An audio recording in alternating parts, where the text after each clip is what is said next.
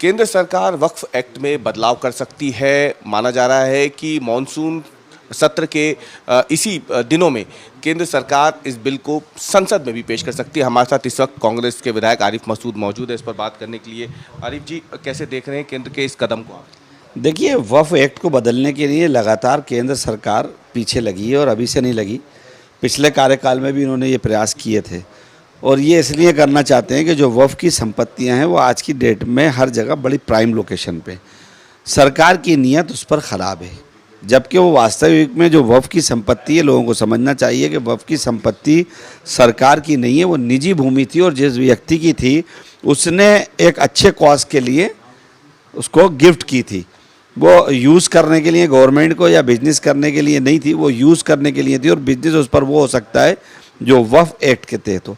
तो ये लगातार इस तरह के काम कर रहे हैं। मैं उम्मीद करूंगा कि संसद में जब ये पेश करेंगे तो वहाँ मौजूदा जितनी हमारे विपक्ष के मेंबर हैं इंडिया गठबंधन के, उसका तगड़ा विरोध करेंगे।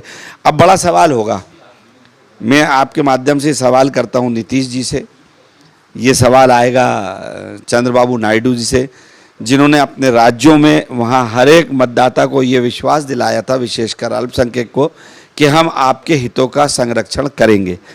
अब उनकी अग्नि परीक्षा होगी कि जब हमारे हितों को कमज़ोर करने का बिल लाया जाएगा तो नीतीश और चंद्रबाबू जी के जो सांसद हैं वो क्या करते हैं। इसमें आपने पिछली बार भी एक बात कही थी कि जानबूझ करके क्या टारगेट किया जा रहा है, तब भी आपने सवाल उठाए थे कि कई सारे ऐसे मुद्दे हैं जिस पे ज़्यादा चर्चा ज़रूरी है, जिस पे काम होना ज़्यादा ज़रूरी है बनिस्बत वक्फ के।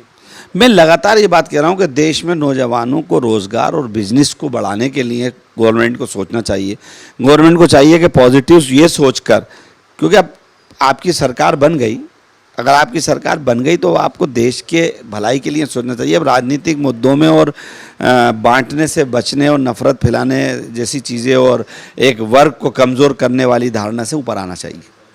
तो आप आरिफ मसूद हैं, जो वक्फ एक्ट में जो संशोधन संभावित है केंद्र की तरफ से, उस पर आज तक से खास बातचीत की है और बड़ा हमला किया है और साफ तौर पे सवाल उठाए हैं कि अब यहाँ पर नीतीश और चंद्रबाबू नायडू जो है वो इस पर क्या रुख अख्तियार करते हैं। कैमरामैन प्रतीक के साथ अवीश पाल सिंह, भोपाल, आज तक।